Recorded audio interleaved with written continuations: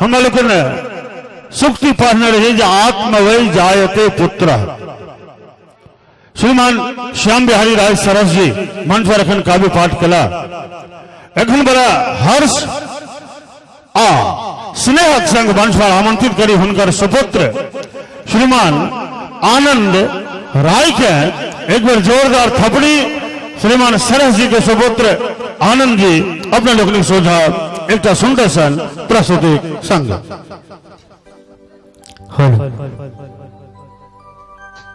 सबसे पहले बाबा विद्यापति के चरण कमल में वंदन करे।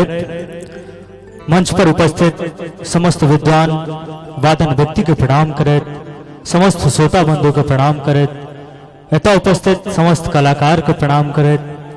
हम एगो फरमाइश या जे हम एगो गीत गेने छी जे हमरा यूट्यूब चैनल सरस इंटरटेनमेंट पर छे से हमर एगो फरमाइश या ओकरा हम सुनाबक लेल जा रहल छी। श्रृंगार रस गीत छे, अहाँ सबके नीक लागत।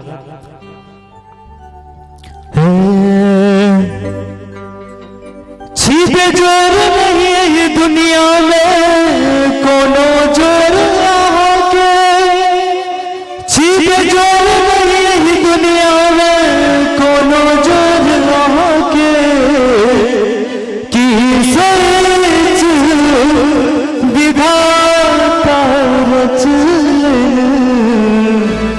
हे रानी कहो